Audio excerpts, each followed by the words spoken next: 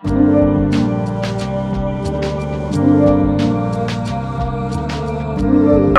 you can jail a revolutionary, but you can't jail a revolution.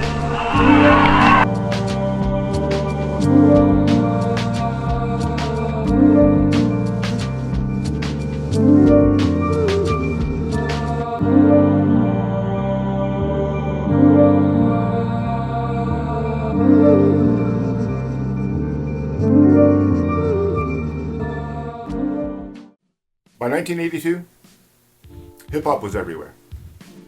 Kids were breakdancing on cardboard, graffiti covered subway cars, and records were flying off shelves. And all across America, people were learning a new language. Hip hop, the hip to the hip hop, you don't stop the rocker to the bang bang boogie. Say up jump the boogie to the rhythm of the boogie to beat. For most of the country, that's what hip-hop was. A party, a good time, an escape. Then somebody changed the conversation. No boasting, no party, no escape. Just reality.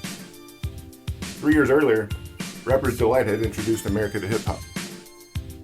Now, the message was introducing America to the Bronx. And the message couldn't have been clearer. Welcome back to the Underground Syllabus.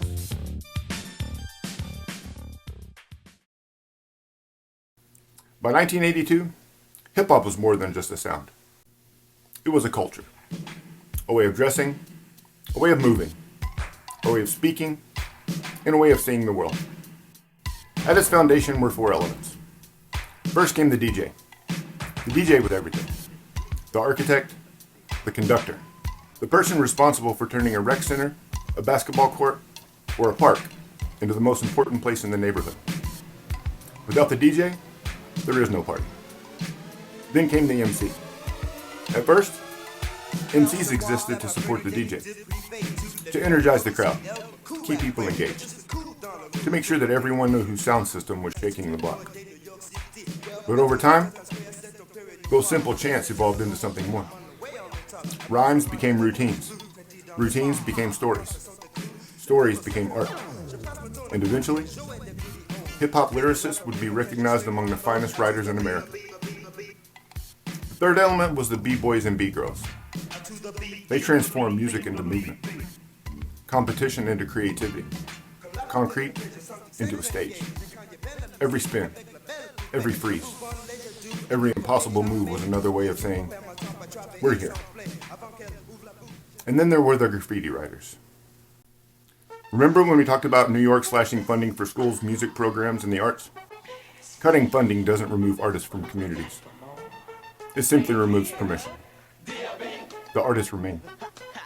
So young people picked up spray cans and turned subway cars into moving galleries. Walls became canvases.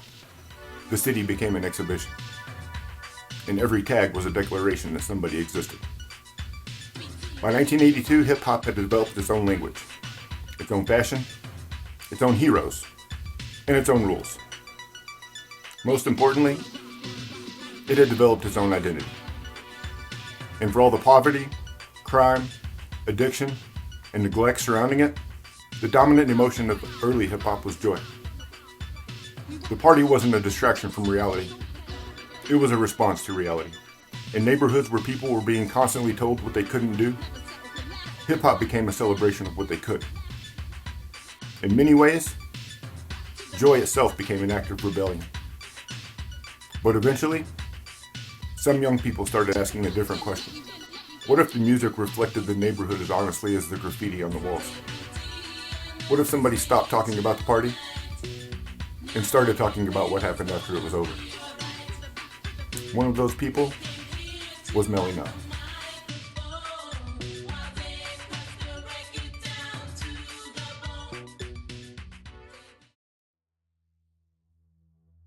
Melle Mel wasn't the first person to see poverty. He wasn't the first person to see violence. He wasn't the first person to see addiction. He lived with it. Everybody did. The difference was that now that hip-hop was big enough to talk about it. For years, rap records had been dominated by party rhymes, boasts, good times, having fun. And there was nothing wrong with that. The party mattered. For a lot of people, it was one of the few places that they could escape. The Bronx wasn't just breakdancers and block parties.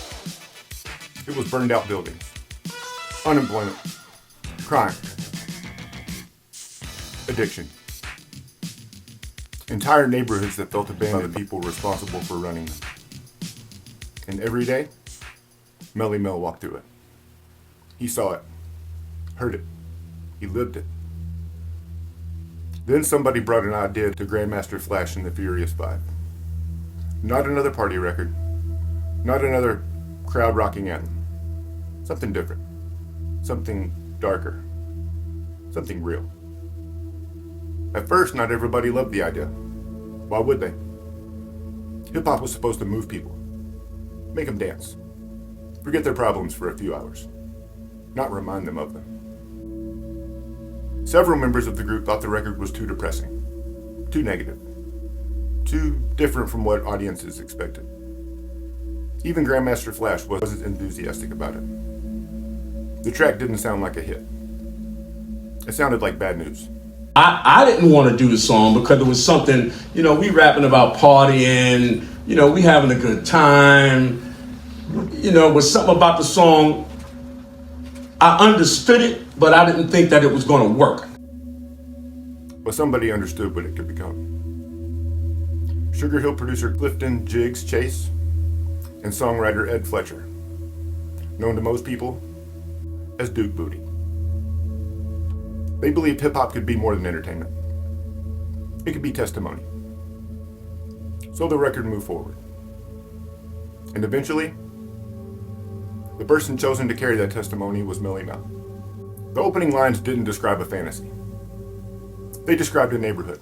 Broken glass everywhere, people pissing on the stage, they just don't care. I can't take the smell, can't take the noise, got no money to move out, I guess I got no choice. Rats in the front room, roaches in the back, junkies in the alley with the baseball bat. I tried to get away, but I couldn't get far, cause a man with the touch repossessed my car. The words were simple, almost conversational, but they landed like a punch. Because nobody had ever heard a rap record talk like that before. This wasn't a superhero version of the Bronx.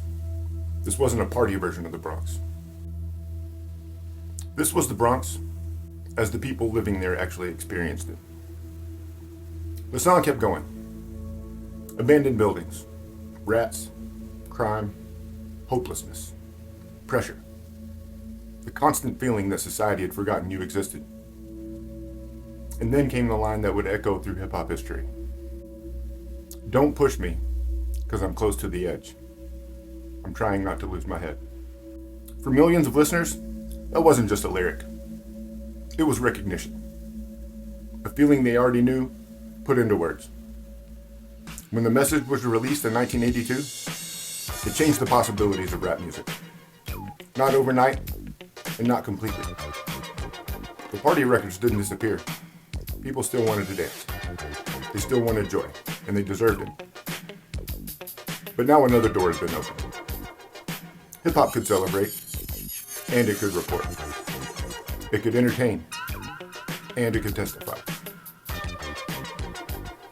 The music had discovered a new responsibility. To tell the truth, whether that truth was comfortable or not. And once that door opened, it never closed again. Chuck D would walk through it. Tupac would walk through it. Nas would walk through it. Kendrick Lamar would walk through it. Generation after generation of MCs would pick up that same assignment. Look around, pay attention, report back.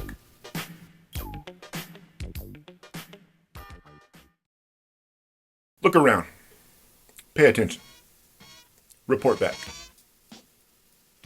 That assignment didn't end with Melle Mel. It was picked up by generation after generation of MCs who expanded hip-hop's possibilities and pushed the art form forward through cultural critique, social commentary, technical innovation, and storytelling. Of the thousands of rappers and MCs who have emerged from the 1980s onward, I want to focus on a handful whose influence can still be felt today. First among them is Chuck D. Public Enemy heard the political messaging inside the message and said, "Hold my bean pie."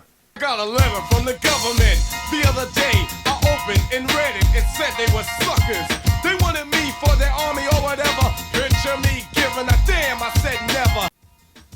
Where Melle Mel described the conditions facing America's inner cities, Chuck D transformed those observations into a warning. No longer reporting from the scene, he was sounding the alarm. Backed by the chaotic, unsettling production of the Bomb Squad and the greatest hype man in music history, Chuck D elevated hip-hop's political rhetoric into something impossible to ignore.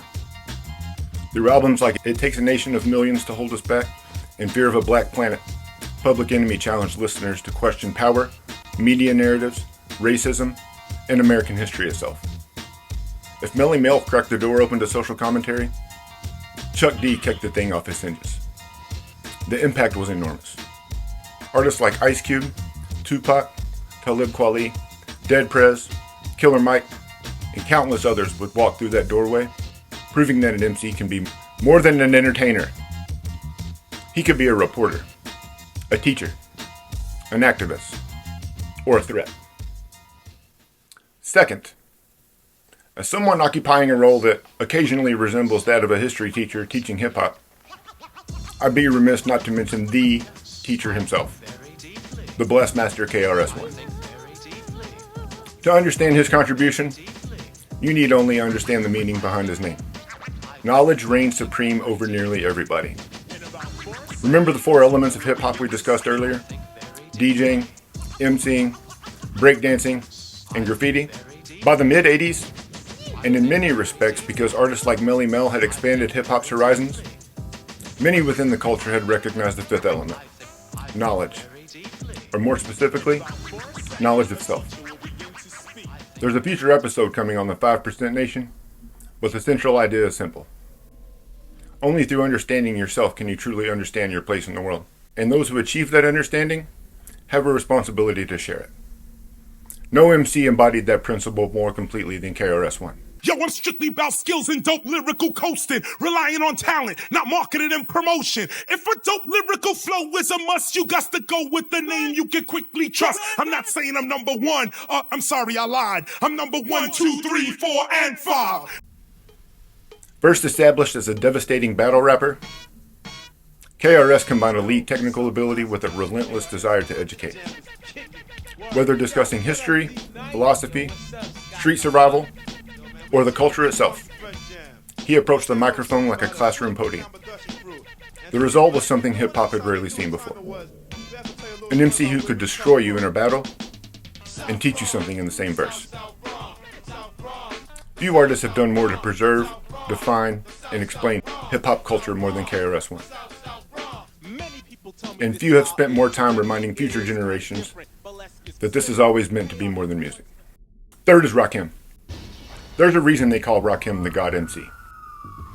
Before Rakim, rap was still discovering what it could say. After Rakim, it had to rethink how it said it. His rhymes were more complex. His flow was smoother. His delivery was calmer. While many MCs attacked the beat head-on, Rakim seemed to float through it, placing words and syllables in ways listeners had never heard before. I take 7 MCs, put them in a line, and add 7 more brothers who think they can rhyme. Well, it'll take 7 more before I go for mine. Now that's 21 MCs ate up at the same time. Listening to Rakim today can be deceptive, because his innovations have become the foundation upon which countless other MCs have built their careers. But in 1987, he sounded like the future. If Chuck D expanded what hip-hop could talk about, Rakim expanded the language used to talk about it. Fourth is Tupac Shakur. Tupac is perhaps the most misunderstood artist in hip-hop history. For many casual observers, he exists as a contradiction.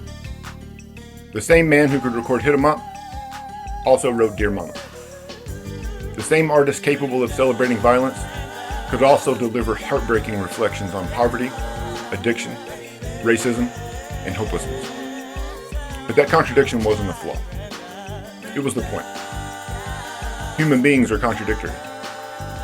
Tupac wasn't reporting from some detached journalistic distance. He was reporting from inside the storm. Songs like Brenda's Got a Baby Keep Your Head Up, Changes, and White Man's World expanded hip-hop's emotional range and demonstrated that vulnerability could be every bit as powerful as aggression. If Chuck D gave rap its political conscience, Tupac gave it its heart. Fifth is Nas. In 1994, a 20-year-old rapper from Queensbridge released an album called Illmatic. More than 30 years later, it's routinely mentioned among the greatest albums ever recorded. By the time Nas arrived, hip-hop had already learned how to critique society. It had learned how to educate. It had learned how to express emotion. Nas taught it how to write. Listening to Illmatic feels less like listening to a rap album and more like reading a novel. Through vivid imagery, precise detail, and an almost cinematic sense of pace, Nas transported listeners into the Queensbridge houses and allowed them to see the world through his eyes. Project hallways, park benches, subway platforms, apartment windows. Entire worlds emerged from a handful of verses. Nas possessed the novelist's eye for detail and a poet's command of the language. His greatest songs didn't merely describe a place, they immersed you in it. For generations of aspiring MCs, Illmatic became more than just an album. It became a textbook. Finally, Kendrick Lamar. In many ways, Kendrick represents the culmination of everything that hip-hop had become. The social awareness of Melle Mel, the political urgency of Chuck D, the pursuit of knowledge championed by KRS-One, the technical precision of Rakim, the emotional complexity of Tupac, and the storytelling mastery of Nas. All of these threads converge in Kendrick's work. His albums demand to be experienced as complete statements rather than collections of songs. They wrestle with identity, faith, race, violence, survivor's guilt, family, success, failure, and what it means to be human in a modern America. More importantly, Kendrick demonstrates that hip-hop's greatest strength remains exactly what Melle Mel first revealed back in 1982. Its ability to tell the truth. Whether that truth comes from a burned-out apartment building in the Bronx, the Queensbridge houses, a street corner in Compton, or a Super Bowl stage watched by millions, the mission remains the same. Observe, question, learn, teach, feel, document, and report back. The conversation that began with the message never ended. It simply found new voices.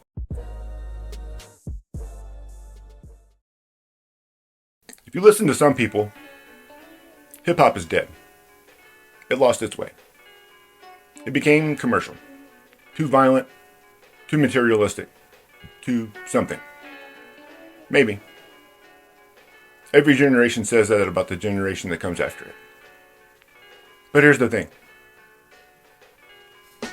Hip-hop was never supposed to stay the same. It was born from change. Created by young people taking the pieces they had and building something that nobody had imagined before. And every generation since has done the exact same thing. The tools change. The technology changes. The fashion changes. The slang changes. The artists change. But the assignment remains the same. Look around. Pay attention. Report back. That assignment connected Melle Mel to Chuck D, Chuck D to KRS-One, KRS-One to Rakim, Rakim to Tupac, Tupac to Nas, and Nas to Kendrick, and Kendrick to whoever's listening right now. Because hip-hop was never really about records, or radio, or awards, or algorithms. It was about observation, expression, creativity, truth. A kid in the Bronx looked out the window and reported what he saw. Broken glass everywhere. People pissing in the stairs. You know they just don't care. More than 40 years later, artists are still reporting back. The locations change. The stories changed. The accents changed, but the mission never did. And that's why the message matters. Not because it was the first great rap song, not because it sold records, not because critics put it on lists. It matters because it expanded the boundaries of what hip-hop believed it could be. A party, a protest, a classroom, a diary, a newspaper, a novel, a confession, or a warning. And if the last 40 years have proven anything, it's that the conversation Melle Mel started in 1982 is still going, still evolving, still arguing, still teaching, and still telling the truth, whether people want to hear it or not. If you're still here, thanks. I really enjoyed researching this series in hip-hop history, and I hope you enjoyed it too. Next week, we're going to talk about another artist, another writer, another person who looked at the world around them and decided to report back. Except this time, the story begins on a reservation. And the audience wasn't America. It was the people trying to erase her. I hope you'll join me back here for it. Also, if you haven't already, go ahead and give that little subscribe button a nudge and wink at the like button while you're at it. I'm David Whitehead, and this has been the Underground Syllabus.